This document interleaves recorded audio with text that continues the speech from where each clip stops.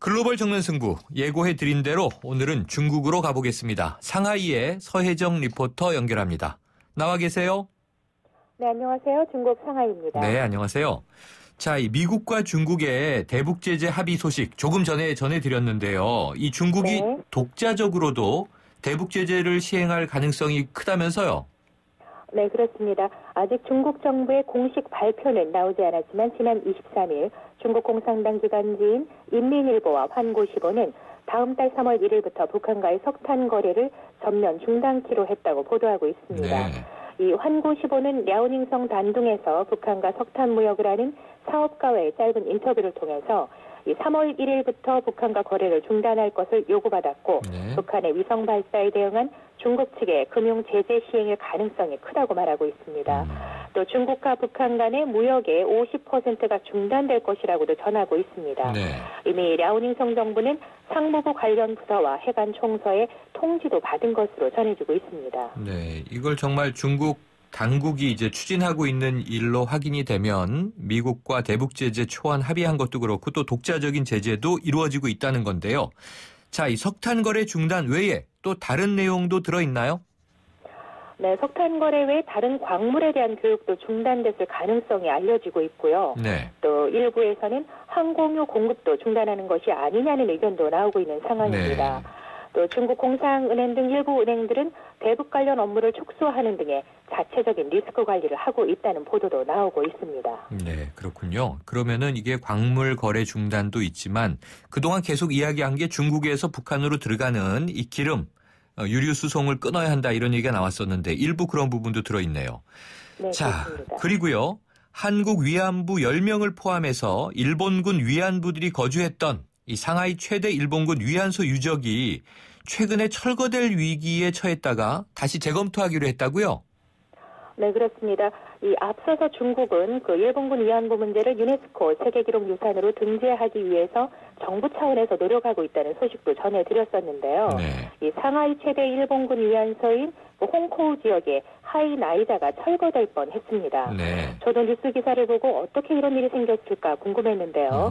이 홍코우 지역 정부 관리 측은 이곳이 인근 고등학교 건물과 함께 기초교육 용지로 지정돼 있고 하이나이자가 문화재 보존 건축물이거나 그 역사적 건축물로 지정되거나 등재돼 있지도 않아서 이런 문제가 생길지 몰랐다고 말하고 있습니다. 네. 이 현재 상하이에 확인된 위안소가 166곳인데요. 네. 위안소 유적지 중 5분의 4는 이미 철거가 됐고 이 현재 30여 곳이 남아있지만 대부분 주민주택 형식으로 남아있다고 합니다.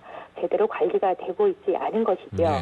예, 중국에서 위안부 문제에 가장 큰 영향력을 갖고 있는 중국 소설가 천단 이엔이 SNS에 철거 위기에 하이나이자 소식을 올렸고 또 네티즌들의 반응을 끌어내면서 이 홍코우 지역 정부로부터 철거 작업을 중단하는 것과 함께 이 관련 전문가와 문화재 보존 기관을 초빙해서 재평가를 진행하기로 약속을 받은 상태입니다. 네, 그러니까 이 문학가가 SNS에 철거 위기를 올리고 네티즌들이 여론을 움직였군요.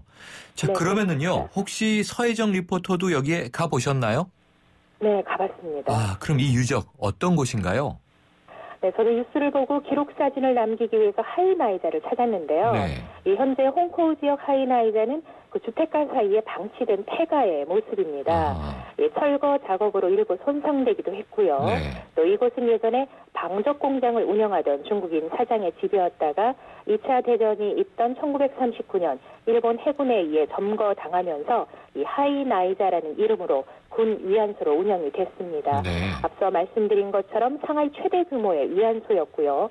당시 모두 17개의 방에 한국인 10여 명과 중국인 20여 명의 군 위안부가 있었다고 합니다. 아, 이게 지금 한중일 역사에서 굉장히 중요한 유적인데, 역사적 유적인데, 아주 이 아픈 장소로군요. 이거 꼭 어떻게든 보존이 돼야 된다고 보여집니다.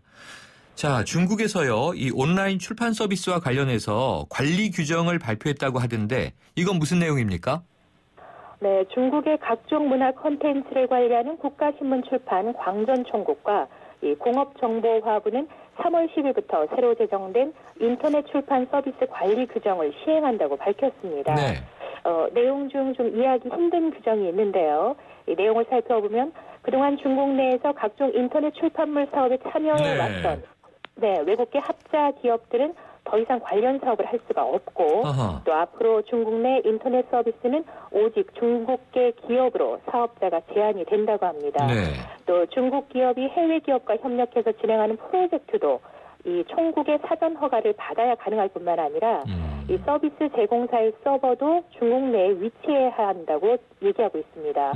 또 회사의 CEO는 일정 기간 이상 중국에 체류한 중국인이어야 하는 등 상당히 까다로운 조건을 내세우고 있다는 점입니다. 네, 자 인터넷 출판 그러니까 우리가 지금 흔히 이야기하는 컨텐츠 시장을 폐쇄하겠다라는 이제 정책으로 보여지는데요.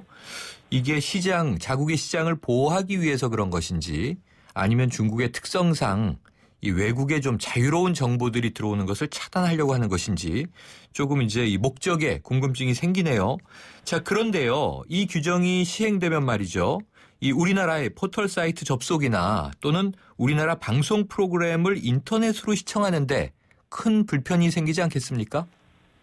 네, 한국 교민들도 이 규정의 해석을 두고 앞으로 한국 대표 검색 사이트나 인터넷 방송도 보지 못하는 게 아닌지 상당히 혼란스러워하고 있습니다. 또 최근 중국은 오는 4월에 열리는 홍콩 금장상 영화제 온라인 생방송 중계를 금지했는데요. 그 이유가 최우수 작품상 후보인 영화 10년이 중국 본토의 통제가 심해진 홍콩의 2025년을 배경으로 만들어졌기 때문입니다.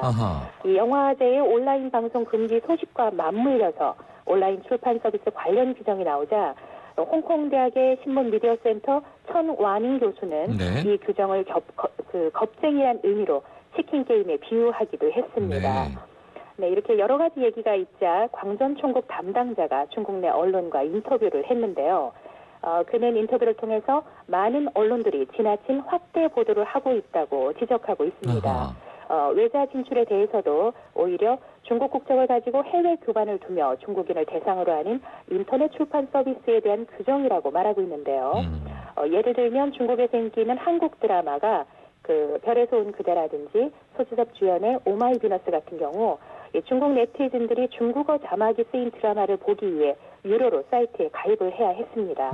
또 방송이 끝난 뒤에는 드라마 사이트가 음란 사이트로 바뀌는 것도 큰 문제가 되곤 했는데요. 바로 이런 사이트를 관리 감독하겠다는 의미가 크다고 합니다. 또 광전 총국 담당자의 인터뷰를 보면 이 규정은 7억 규모의 중국 네티즌이 보는 인터넷 출판물에 초점이 맞춰져 있고 내용의 관리 감독을 강화하는 것에 중점을 두고 있다고 말하고 있습니다. 규정대로라면 인터넷으로 한국 관련 미디어나 검색 사이트를 보는데 큰 불편은 없을 것이라고 말하고 있습니다. 그렇군요. 그러니까 일단은 이 자국의 콘텐츠를 조금 정화하고 보호하기 위한 것이다. 좀 이 윤리적 보호의 의미가 강하다 이런 이야기인데 아까 말씀드린 대로 뭐 이 정치적인 정책이나 시장 보호의 관점이 다 녹아들어 있는 것 같아요.